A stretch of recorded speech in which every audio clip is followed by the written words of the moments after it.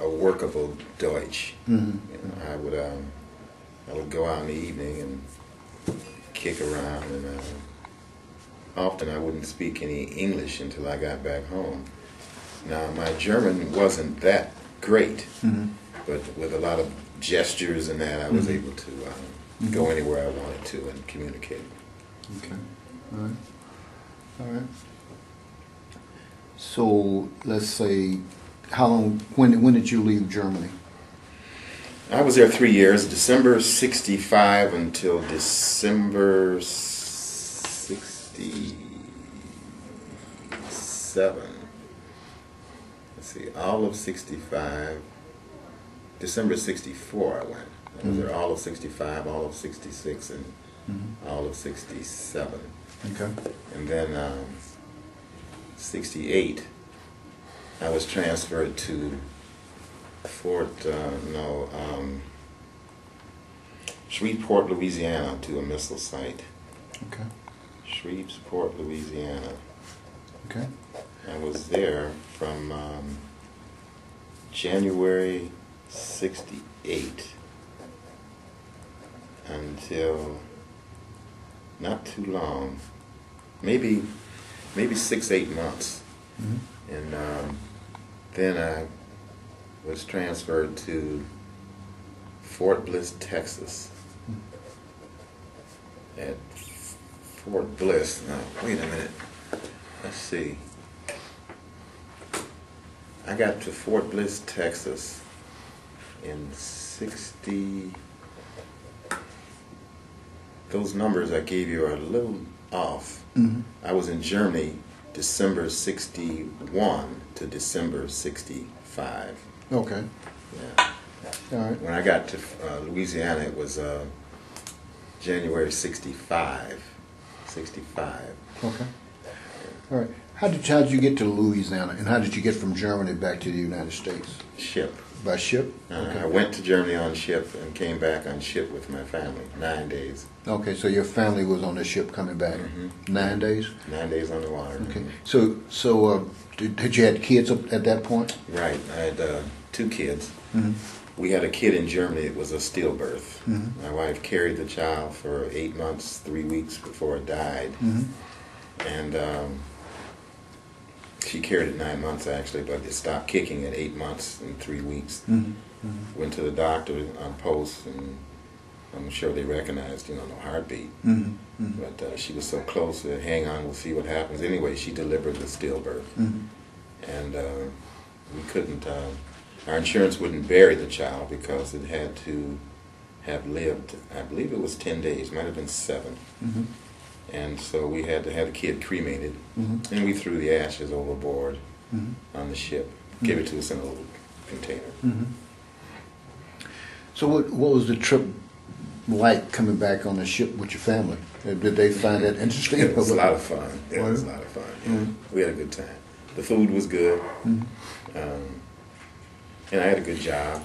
I was I was counting. What actually happened was they were looking for people to assign details, so I just grabbed hold of a clipboard and started walking around. Mm-hmm. And I would stop at various places on the ship and pretend to count. Mm-hmm. I've done that for 9 days. And you were what rank at that time? I was E5. E5. No, I was E6 at that time. E6. Mm-hmm. Mm-hmm. Yeah. No, I was E5. I was E5 at that time. Mm-hmm. And I just pretended to count for 9 days, and nobody bothered me. I walked around with a clipboard and the entire ship. So you had learned the rules of the game back then. Yeah, yeah. Okay. So where did you dock in the U.S.?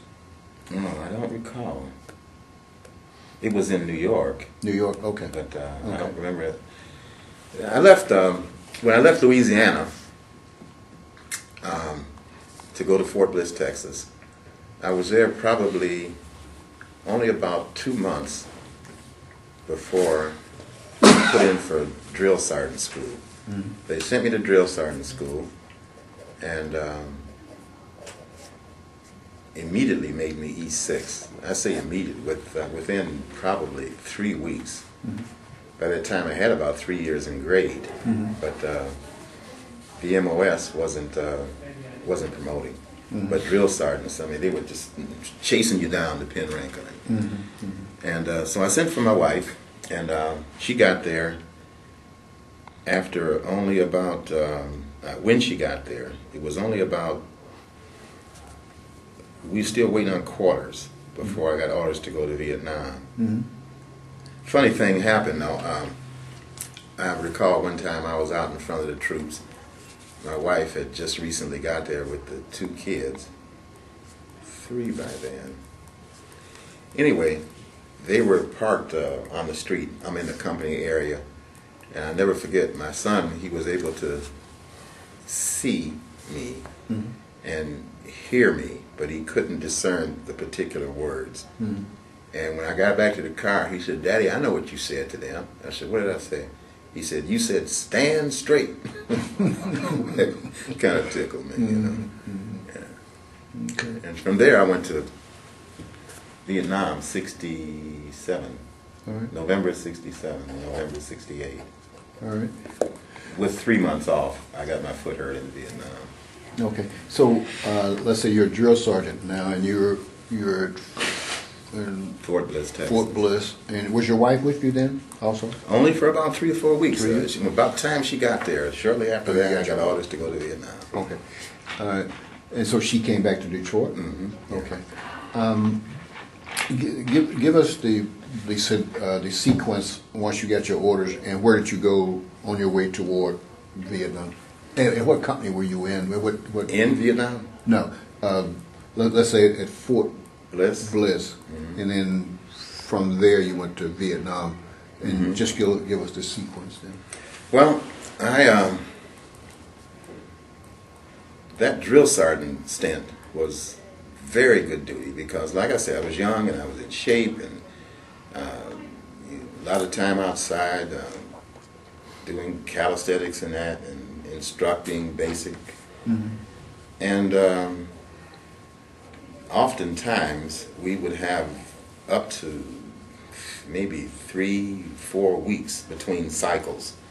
And during those cycles, while we were waiting to get enough people to start a new training session, we had nothing to do. You could get in your car and drive off, call in every day to make sure that the CO or the first sergeant had nothing for you. Okay.